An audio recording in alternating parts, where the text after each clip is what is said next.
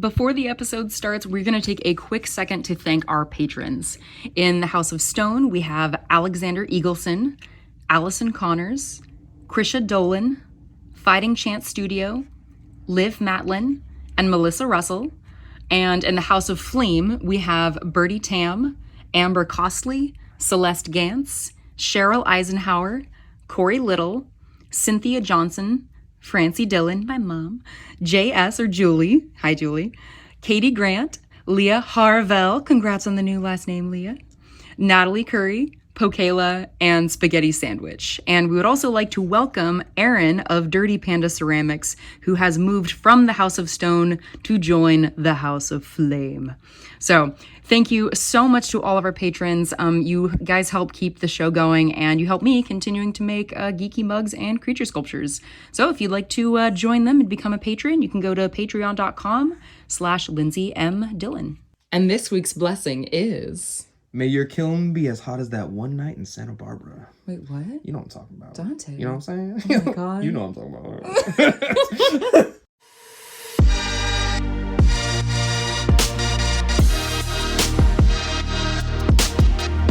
This is The Mud Peddlers, a podcast where two nerdy ceramic artists share the behind the scenes of their worlds of clay. We're your hosts, Lindsey M Dillon. And I am Donte of Earth Nation. This week, we are talking about holiday prep, and it's kind of holiday prep 2.0 because in 2020, we actually did another holiday prep episode. So what we're gonna try and do is kind of address some of the points that we talked about last episode. Thank you.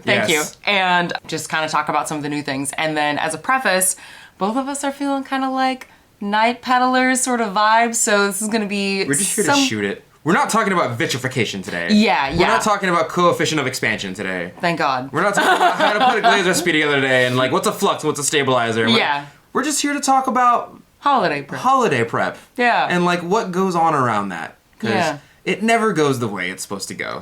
No. Never goes perfect. So one of the things we had actually talked about with the last holiday prep episode that we did is you were actually talking about how you were wanting to do more repeating shapes and kind of reel in the glaze experimentation that you were doing. I need to stop. I was gonna say, because I feel like you've gotten pretty good at making multiple of the same piece to kind of meet the higher demand for certain pieces. Yeah. But it definitely seems like you're still on that glaze train. Here's what happens, right? Here's what happens is I make a bunch of stuff. I make like 200 pieces. And then I go, I could glaze all of these in blue and Tenmoku Flow Gold and I could like do Randy's red with the blue combo and everybody loves that, right? Or I can use like a fourth of these for glaze experiments and I can not update my store for a month or two and I could just let that go. And like part of my brain's like, people got enough pots, right? It's fine. Never enough. People went to earthnationceramics.com, got their stuff, and they're good for like a year, right? They'll buy a new pot next year when to make a better pot. It's not true. People message me like, when's your next drop? You haven't released one in 4 months, and I'm over here with Randy's red with yellow iron oxide instead of red iron oxide just to see if there's a difference. Even though they're chemically the same, I'm like, what if one of them turns out lighter? That'd be awesome. That would be. Yeah, and so I'm just doing glaze experiment. I need to stop, though. You know what I've done? I bought a, the ceramic material workshop with Matt Katz and Rose Katz. I bought their class. Oh, hell yeah, dude. I was up late one night and I was like, I'm tired of this. I'm just guessing and getting lucky and then learning from my guesses, which I guess is how you do experiments. But I was like, I want to know. I'm tired of guessing. I want to know. Yeah. And so I bought his class. It's like $1,000. Yes. But I bought him and then I've been watching him throughout the night. As I'm like up with baby in my arms, I'm watching him. I finally caved and bought me a for fuck's sake package of learning. Yes, I'm happy for you, dude. That's gonna be fun to see where all that goes. So angry. Yeah. I'm like angry because I feel like I should have been able to do it without help. You know what I mean? I have one of those where I'm like. Yeah. No. Sometimes we need the extra help. I actually finally hired a business coach actually. So Really? Yeah. We're doing, it's kind of funny. We had our first meeting yesterday. Mm-hmm. Yeah, it was kind of like, it reminded me of therapy in a really good way. Like it was basically. Because there's a bad way therapy. Because there's definitely a bad way therapy where it's like, I left crying and emotionally distraught. No, this was good. This was like, oh, thank God. I'm finally like getting tools to help with what I need, because it's kind of like, I feel like I've gotten as far as I can with my business with the tools that I have. Without knowing the nitty gritty tricks. Yeah. And now it's like, okay, I need more tools. Like, and so anyway, so shout out to Kate. I'll link her info in the notes in case any of y'all are interested. Any of y'all need a business advisor question mark? Yeah. You know, it's like a group thing. So it's a facilitated discussion between myself and 3 other artists. Oh, I see. With Kate like facilitating, and then you also get a one-on-one coaching session with Kate as well. So she does the one-on-one coaching consistently, but that's a little bit outside my price range right now. Right. So I'm doing a 3-month thing that's in like the group session. Mm-hmm. So anyway, I swear this is not an ad, and we'll eventually start talking about holiday prep, but y'all are getting a longer intro this time. Can I just, one more thing, I promise, one more thing. You know what's really validating is when you see someone who is clearly on a higher educational level in your field, right? Yeah. So like for me, that's Matt Katz and Rose Katz. Mm-hmm. Where like I watch them and I go, they just know. Yeah. Like they just know, like they know exactly what this chemical does in a glaze without me having to look it up on Digital Fire. Yeah. Right? And it's super validating for me. I hate using that term, Gen Z kids. It's super validating for me to listen to their podcast or take the classes that are like, I bought the classes. Yeah. And he lays out everything you need and what you should be doing and how you should be doing it. And I'm like, I'm already doing that! Yay! Like, when he says something about vitrification, and I'm like, I knew that. I knew that because I've been doing these experiments for a year. Yeah. And I just needed somebody better than me to confirm it. Yes, yeah. It's like fact checking. It's like, which is awesome that it's like, verified. I love that. I love when he says something and I'm like, that's not how that works. Right? And he goes, right. And I'm like, yeah, right! I knew it the whole time! But that's awesome. He's on a different level. He even made these little containers. He's like, you gotta get these little containers. People like to use mason jars. Mason jars are good, but like the top rusts, and I'm like, I'm using those same containers. Oh. I'm already there, bro. Yes. That's great. Hell yeah, dude. This is what we're supposed to do. It's what, like, we're supposed to get the money from the business, put it back into the business. Yeah. We're doing it. High five. High five, bro. Are you gonna? Yeah. Right. Yeah, I'm leaving that in. All right, holiday prep. Holiday prep. How are you approaching holiday prep this year? So I got a commission from Tea Cozy. Oh, right. The episode should probably be out by next month, the one that we made, the pseudo commercial for them. By the time that I finished their commission, it was almost holiday prep overtime. Oh, dang. So my brain was like, well, I guess whatever I have. So I made like 70 pots to put into the store. Somebody offered me a table at Sac Anime, and I was like, no.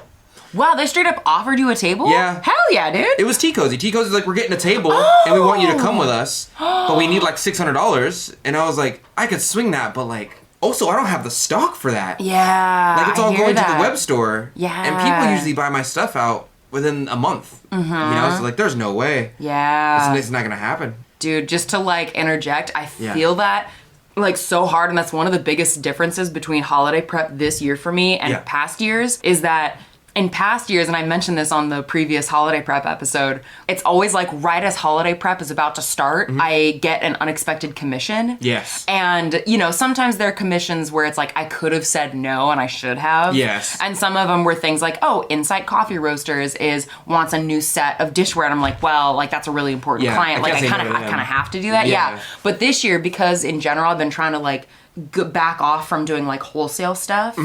It's so nice because this is the first year that I'm like, I have Sac Anime prep, I have holiday prep, and I have no other commissions. And I'm just like, yes, it's so nice because I kept running into the issue that you have right now, where you have this big commission that you have to finish that's right smack in the middle of like holiday prep time. Because it's their holiday prep time too, where they're like, we want a new item for the holidays, and you're gonna make it, right? And I'm like, yeah, but I also have my stuff, I guess. Yeah. So it's difficult to like, it's difficult to navigate both. Yeah. Where it's like, but the commission generally gives more money than, it's like promised money. Right. Like Tea Cozy's like, we're promising you this amount of money. Yeah. Versus if you updated your store, you might make that amount of money. Great. It's like a little gamble. It's like, I could make 2 Gs, but you are promising me 1 G. And I could probably swing both if I work really hard, but I will burn out. Yeah, and I think that's the highest risk with the holidays is like navigating the potential of burnout. Yeah. I'm trying to avoid burnout completely this year because I've probably mentioned before and you've heard me say before, like my partner has been like, hey, Lindsey, I'm kind of getting tired of you being super, super freaking stressed out during the holidays and like I never get to see you. And so I'm really trying to not do that this year. But yeah, it is like what you're saying with the promised money versus the potential money. I mean, personally, I don't think that you would have a problem making that amount. Like, like let's say hypothetically, T. Cozy hadn't hired you for this commission. Yeah, I easily think you could make that same amount with what you have because you were in such high demand, dude. Like, if you were, I don't know, I'm thinking like, okay, for ceramic artists who are like just starting out, I think it makes more sense to take more of those, you know, that promised money commissions because you're still building your brand, you're still building your business. For me, it's kind of weird to say that, but it's like, I have kind of been realizing that I think the demand for my work from the general public is high enough that I don't have to seek out these commissions that of promised money. Yeah. You know, that's fair. Yeah. I don't know if I'm that in demand. Guys, send us messages. Tell us in the comments. Donte is definitely in that demand. Because I hear stories about people who are like, where's Donte? He was at the last SAC Anime. And then when I'm at SAC Anime, I'm like, I don't see these hoes. They're not looking specifically for me. You know what I mean? Well, that's not fair because that does happen. Yeah. You're very popular. No. I don't know. You know what it is? People haven't met me in real life. That's what that is. People are like, oh, I love Donte the Potter, and they meet me, and I'm like, what do you want? Like, oh, he's kind of a dick. I feel like you've done a nice job of like prepping your audience for like, hey, this is how I am on my videos, but like for Nsika, you're like, y'all gotta go through Lindsey first. So there's a guy at my work, the most fantastic man, and he's very like open with what he thinks about me, and we have this weird communication. And I want to say a couple years ago, he turned to me and he's like, you're like aggressively supportive. Yes. Yeah. He goes, that's the best way I can describe you, is that like you're like irritated that people can't help themselves very easily, or when you try and help them, you like, he's like, I don't know how to describe it, but you're like, people who are supportive are usually nice. He goes like, you're not like super nice, but you are very supportive. Yeah. And I was like, yeah, no, that seems fair. Yeah. And he's like, and I appreciate that over people who are nice and not supportive. Like people where we're from will be like, oh, I'm so sorry that happened to you, oh my god, and then do nothing to fix the problem. But people on the other side of America are just like, you let your tire get smelled? What'd you do that for? While fixing your tire. Oh, you know what I mean? Like, what are you stupid? You didn't put air in your tire? Oh my god. God, it's cheap tire here, and they'll like be buying you a new tire as they're talking about you. I hear it. And I've never been to that side of the world, but I'm like, I can see that. So do you have an Etsy update planned? Well, or are you doing the table at SAC Anime and like... I have a few different things planned. So I'm pulling up my 3-month plan paper right here. It's a calendar. It's a calendar. It's a whole calendar. But like she wrote it herself. Yeah, and it's got like... I wish we had a Mud Peddlers Instagram so I could put this picture. Well, I mean, I can put... this is actually... People on my Patreon are gonna see this. So if you are a Mud Peddlers supporter and you're on Patreon, then you will see this absolutely insane calendar that I'm referencing. It is insane. But the reason that I was doing this last night is because I had to figure out like, okay, how am I gonna navigate the holidays without being like super stressed and pushing myself too far? And also meeting some of the goals that I wanted. Like I really wanted to do an in-person second sale this year because I have literally like probably 20 boxes of stuff that I need to get rid of. But I also was like, oh, I want to do like a made to order update because some people have been asking. So to help with my overall mental health this season. Okay. But also as a way to thank our patrons because our patrons are amazing and most of them have been supportive like since we dropped the Patreon. I really love you patrons, by the way. Yeah. Because they're 90% of you are like, I'm just here to support you and make sure you keep doing what you're doing. Yeah. You know what I mean? Hella support that. Yeah. So what I'm doing this year is I'm on Saturday, November 19th, I'm doing a made to order update. Okay. But just for my patrons. Okay. So it's like, that's kind of my way of being like, ideally I'd like to be able to do this for everyone, but for the sake of my like balancing my life, I'm only going to be accepting it for patrons. So if this, and it's also like, I felt super guilty about this because I'm like, this isn't a way to try and like guilt you into like becoming a patron. This is literally just like, this is how I got to manage my shit this year. You have to. It's super messed up, but like I have to give my patrons special stuff because they're special, because they pay for Yeah, because I want to thank them. It's like they're giving, like giving me money every month. Like that's amazing. And they literally have we're... stocks in us. Yeah, I like that. That's what it is. That. Yeah.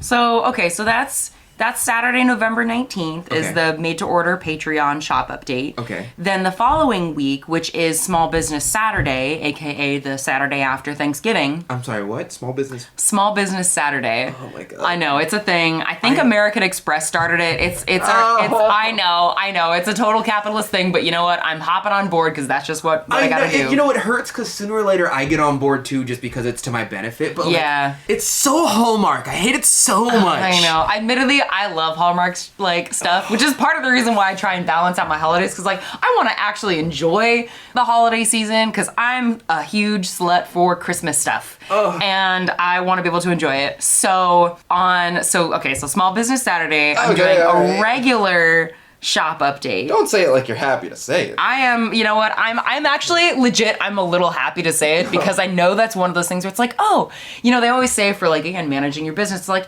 try and align updates with things where people are already spending money. And I'm like, oh, cool. So the benefit of this is that it's early enough that, you know, if people buy that stuff immediately, shipping's shouldn't be as much of a problem. Yeah. Because that's the other thing with timing too, is I need like enough timing to make enough inventory, but also leave a lot of room for potential shipping delays, which can happen during the holidays. And how I'm basically planning for that, because this whole time, for the next couple months, I'm just going to be planning or making stuff for Sac Anime. So I'm going to pull a few pieces from my Sac Anime inventory to stock my regular shop update, but it's only going to be like maybe 20 or 30 pieces because Sac Anime is still kind of my main priority because I have to have enough inventory for that to last through the weekend to make it worth like the money. So when is Sac Anime? Next month, huh? Yeah, no. Sac Anime is January 6th, 7th, and 8th.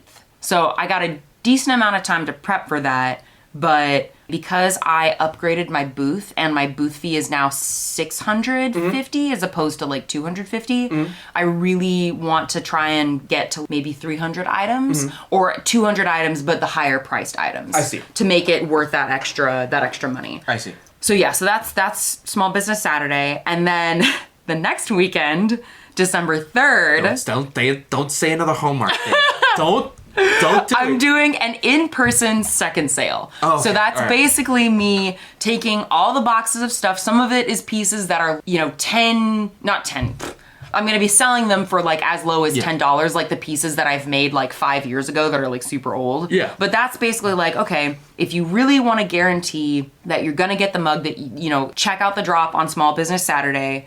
But if you either don't have the money for that or, you know, or whatever, then you can come to the in-person event, which is going to be in my studio on December 3rd.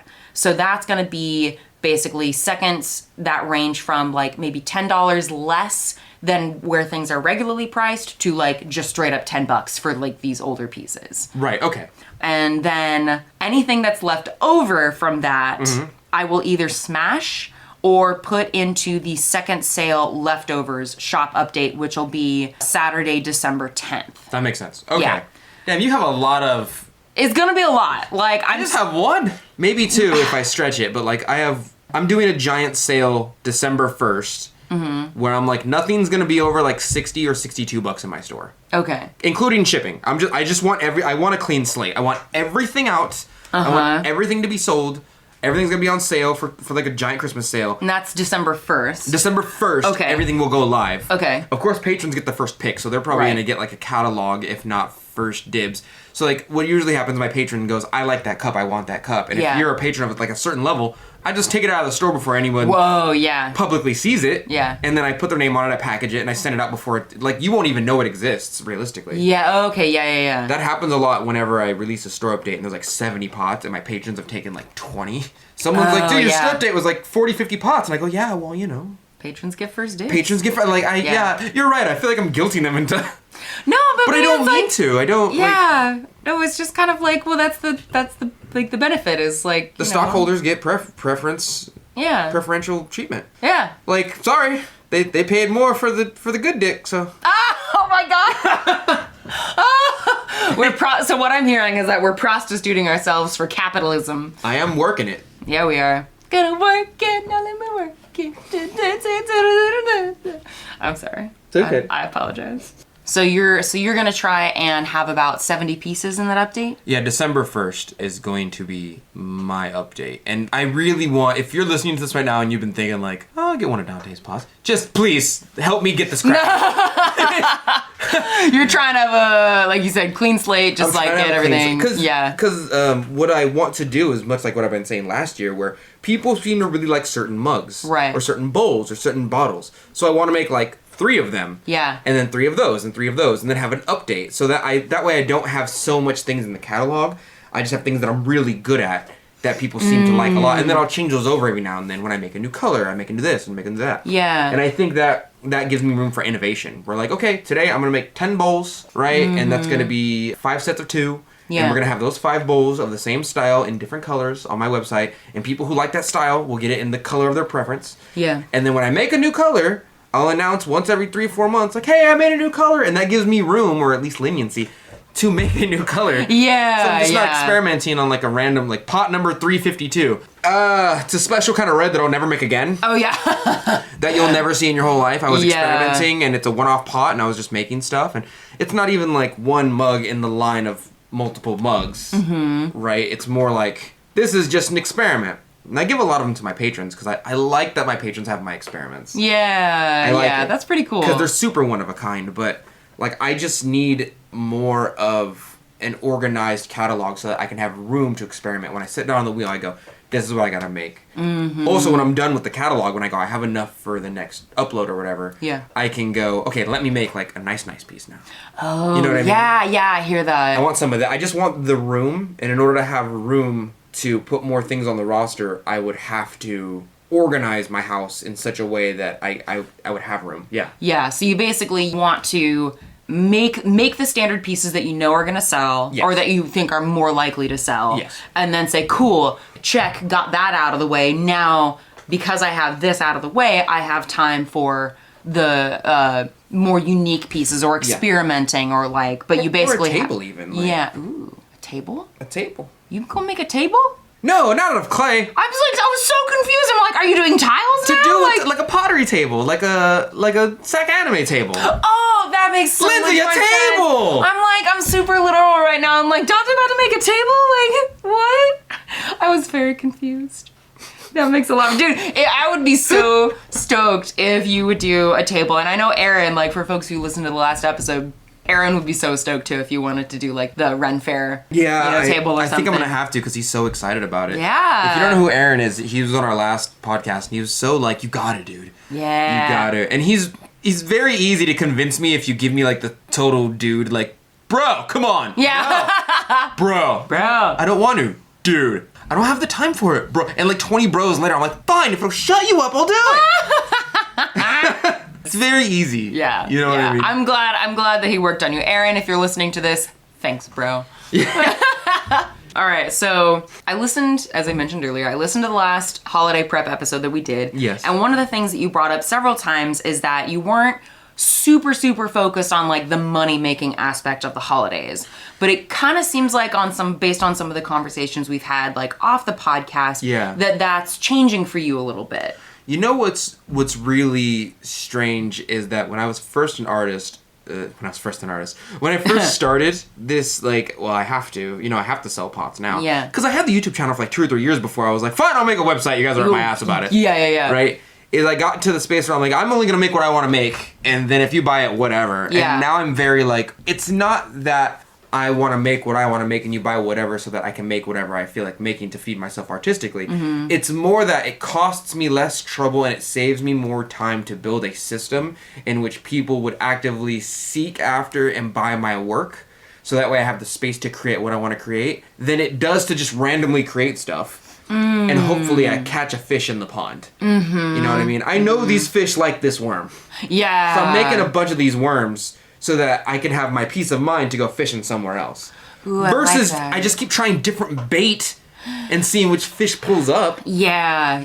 Does that? I think so, because it sounds... That was a bad one, but I feel like it hit a little. No. Actually, that's a really like apt metaphor. I like that. So if I'm understanding that correctly, it's more, like you're saying, it's more efficient for you to be like, cool, I know that I know that these pieces are going to sell, and it just sounds like in general you're wanting more income coming in so that you can do more of those experimental pieces. Whereas before it was kind of like, I'm gonna do those experimental pieces anyway. Yeah. And the money is whatever it is. But it's like if you looked in your pantry right now and you could get rid of like 5 things that you truly didn't need and you understood you weren't going to use for years upon years, to the point where like you're going to look in there and be like, I'm going to have to throw that away, it's going to expire before I even use it. Right. In my mind, if I got rid of that item, it would leave room for items that I truly want and or need. Right? And that's what I'm trying to do space-wise. Is I'm trying to I need to get rid of this thing that doesn't work as well as it could be working so I can replace it with something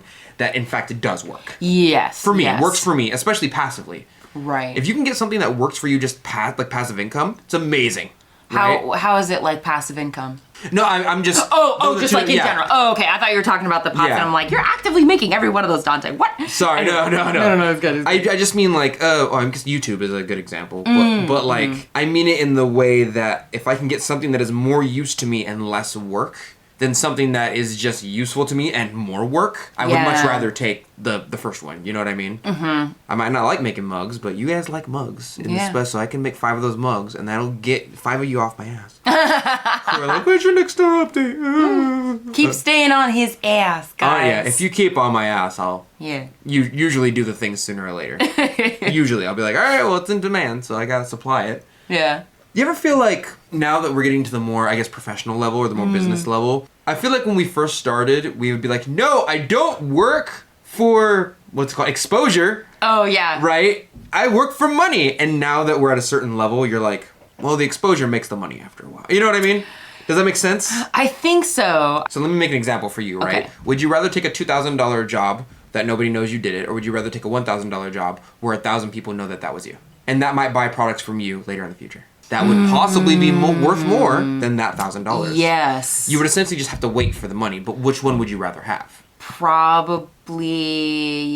Okay, admittedly, it would sort of depend on my immediate financial situation. Like, if something had come up and I'm like, I really need that extra $1,000 assured right now, then I would do that. Mm-hmm. But in general, I think going with the first one would make more sense because it kind of reminds me of what John the Potter said. I can't remember if it was on our podcast or on one of the other ones he had done, but he talked about how so much of his YouTube was about gaining the audience that would then go buy his mugs. Yes. And it's kind of like, doing YouTube gets you some ad income, but it's also like working for exposure to gain that audience who's eventually going to buy your work. Yes, no, I'm realizing that with YouTube is I'm trying to make more helpful videos for people. Mm-hmm. But simultaneously, I realized YouTube's not really the income that I thought it would be when I first started. It's more than I thought it would be. Uh-huh. Although I do understand that YouTube just lets people know I exist realistically. Yeah. And then from there, I have to basically be like, here are my other sources of where you can get my actual stuff. I suppose my question for you is, at what point does exposure outweigh financial situation, assuming you have the money, you are comfortable? Like, if you had to make 1,000 pots for somebody who would scream your name at the top of a mountain. Depends on who's screaming and what mountain they're on, to be honest. That is fair. Yeah. If it's Blizzard, I don't know. Yeah. I mean, even if it was, actually, Nestle, no. If it was Nestle, I don't know. Yeah. I think for me, that's really the biggest thing. And actually, okay, so this is a little bit of a roundabout way to tie this back into the holidays. Mm-hmm. But it reminds me of, because the holidays are such a high pressure time, we really, I feel have to be specific about what events we choose to go to. Yes. Which is why I don't really do holiday markets anymore. I hate them. I think they're fun, but they're not, I don't think they're worth it for me financially, because I know that I already have enough trouble making enough items for my online shop update. And I know that I have a pretty wide, relatively so. I have a relatively wide audience that's not just based in Sacramento. Mm-hmm. So it's kind of I want to continue to almost reward the followers who are following me online from out of state. You don't take care of them first. Yeah. Because it's y'all are what allow me to keep doing what I'm doing. Of course. So I don't really do the holiday markets anymore, because I know that the exposure and the money that I get from, say, Sac Anime, and the relationship that I build by having an online shop update, it's a higher return than the immediate money in the pocket of a of a holiday market. I see. So to bring that back around to 1,000 cups for someone who's going to shout your name on the mountain, it's like that same thing. It's Depends on who's shouting. if it's like Guillermo del Toro shouting my name from the top of his stance at a convention that is all like filled with people from the film and video game industries, like I would 1,000% make those 1,000 mugs. Yes. But if it's like, or it's like even like, let's say it was even somebody who was famous, but not really in my wheelhouse. Like for instance, I kind of off the cuff decided to do a giveaway for a green tea company. And I was a little hesitant about doing it, to be honest, because I'm like, it's a giveaway, but I was like, screw it. I haven't done one in a while. Let's just see how it goes. As I was looking at it, I was like, man, this branding, these are probably not my people. And so that shout out, that exposure wasn't worth it because it's not the right audience for me. Right, that's fair. Yeah, and so I feel like that's the point for me. What about for you? Like, how do you assess that situation? I feel like I'm a little bit more, I don't want to call it morality based, I want to call it picky. We're like, okay, if you like bottled water, period, right? And by the way, don't buy from Nestle. They're a horrible company. They make a good 80% of all bottled waters. And if you think that the bottled water that you enjoy is not owned by Nestle because it's owned by another company, Nestle's probably the parent company. Yeah, they're at the top of the umbrella for so many different companies. There's most likely like 3 or 4 companies that control the water, and Nestle's like one of them. Yeah. Anyway, they're truly awful. But if Nestle was like, we'll give you $1 million. Oh, I would 100% take that. I would do it in the most dickish way ever.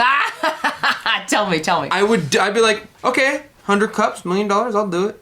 I'm gonna make sure all your cups have like 5% absorption rate. Crazes. No. But then Nestle. the people who would buy them would have to deal with that, and it would probably be the people buying them who are I hope the like, Nestle CEO drinks from it. oh my god.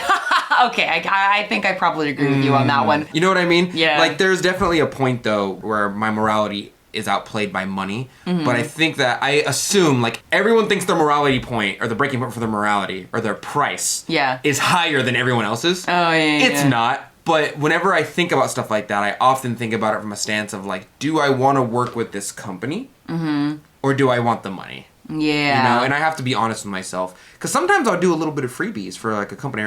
Like honestly, I love Tea Cozy, but like I could have charged Tea Cozy more for these cups than I just did. Yeah. I chose not to because I love Tea Cozy. Yeah. And they're super nice to me and they have all my tea. So like, yeah. you know what I mean? Yeah. And it's kind of the opposite for companies that I don't know or don't agree with. Like, I'm charging you more, I guess, but there is a point where I just go, I don't want to deal with you. Another point towards that is like going towards Christmas sales. I don't do a lot of the Christmas sale things. Yeah. Because most of the Christmas tables, the Christmas art tables, have a certain culture to them in comparison to like SAC Anime. SAC Anime is like our people. You know what I mean? Yeah. We feel right at home. But when I go to Folsom and I do a table, there's a very specific type of culture and person there. Like the kind of person who's mean to wait staff. Yeah. And I just like don't want to deal with it. And they just pretend like they're better than you for some weird reason. Yeah. It's Karens. It's Karens. Yeah. It's usually Karens will just like, for some reason they love arts and crafts and succulents and kitschy things. But they make the experience of selling to them very unpleasant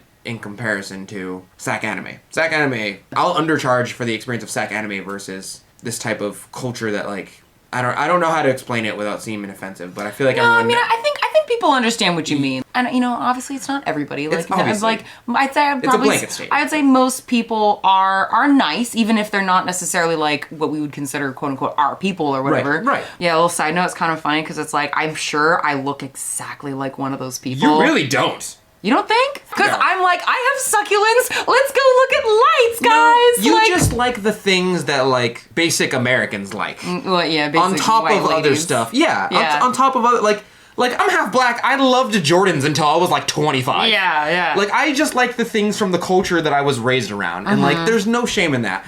But I think it's when you make it someone else's problem. Oh yeah. Yeah. So we're glad that y'all are here. I get if some. you're listening to us, know that you are getting a nice holiday hug from Donte and Lindsey. My hug's a bit more south. Oh my. Yeah. I wish I had 2 pairs of arms so that one could go over the shoulders and one could go around the waist. And maybe I'd have a tiny little set of like insect arms like near my stomach so that it could tickle you as we hug. I wish I had 2 more arms so that I could.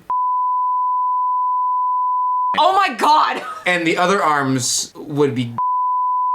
Oh my God. I might have to edit that out. That's a little too spicy. That's a little too spicy, Donte. I wish I'm here I for had it, two sets of arms so that I could put. You know why? And then I. Well, Donte, you're digging a deeper and deeper pervy hole. I mean, don't get me wrong. I'm handing you the shovel. I'm here for it. I'm helping you dig, but it's a little too spicy. Yeah, I wonder if there's any that I can keep in. Maybe I'll have to do like a little one. It's like, hey guys, just FYI, Donte's about to say something. Yeah. Pretty much. All right. I feel like we should reel it in a little bit more. Okay, so one other thing that I think actually both of us brought up in the last holiday prep episode is how to balance making new designs versus older designs. And I feel like we kind of talked about this a little bit with you were wanting to make a certain number of pieces that you know are going to sell versus making the kind of experimental original pieces. But I'm wondering, how do you, during the holidays, are you aiming to also create new designs that you hope will eventually become part of the new standard? Part of the new standard. Thank you. Yeah, I would say so, but I think I'm hoping to do that more instead of sporadically, more planned out. So like every 4 months, every 3-4 months, I want like a new cup with a new glaze. Yeah. Or I want like a new color, or I want like a new this or a new that. Like, oh, I make this kind of bottle now. Or I make this kind of bottle. So you're not necessarily planning on stacking that so that during the holidays people get a bunch of new designs. You're kind of planning on integrating it throughout the year. Yeah, I don't want to do it all at once. I don't want to like, I have new stickers and a new silk screen and a new cup and a new glaze all at once. Yeah. Because that would be a bit overloading for me, and plus the 4 months that it would take to develop all those would be the 4 months that I would be taking to plan out the new store update. Yeah, you know, like I hear that. I want to do it more like every other month or every like 3-4 months, so that I can have time to work on the new thing and make it as good as I want it to make it. Versus, you know, or I'd have to have a back catalog of all these new colors, which I don't want to do. That seems, I don't know, that seems weird. Whenever a company's like, look at our new item, and all the employees are like, we've known about that for like 7 years. Oh, yeah. They just released it with 2 more pixels. I'm looking at you, iPhone. So, so that like you could buy it. And, I mean, I think there's some room for that, because then it's, you know, anyway, like maybe like your patrons would know about the new designs first, and then everybody else gets to know during the. Oh yeah. If you wanted to structure it that way, but yeah, I'm kind of doing something similar where I feel like the few new designs that I have come up with have been introduced throughout the year, so that there's not going to be any. Well, there might be 1 or 2 depending on if the stamps come in on time. Might be a couple like new quote unquote standard designs. Like I have a few new like D&D stat mugs or stat stamps that I want to maybe have during the holidays, and if not during the holidays for SAC Anime. But beyond that, yeah, I'm kind of integrating new designs throughout the year. Yeah, for sure. But yeah, well, thank you guys for oh my god.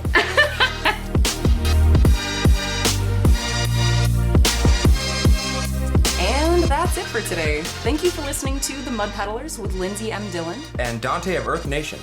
Want to say hi and see what Donte and I are working on in our studios? Check out the show notes for links to our websites and social media below. You can find me at lindseymdillon.com. That's LINDSEY, M as in monster, DILLON.com. And on Etsy, Instagram, and Facebook at Lindsey M Dillon. And you can find me at Earth Nation Ceramics. It's spelled exactly how you think it's spelled, but you can also find me on my Facebook fan page and Instagram at the same name at Earth Nation Ceramics. If you enjoyed hanging out with us today, or you have a question or topic you'd like us to discuss, take a second to rate and review the Mud Peddlers in Apple Podcasts. It helps our podcast reach new listeners, and we really appreciate the feedback. Thanks again, and we'll catch you next time.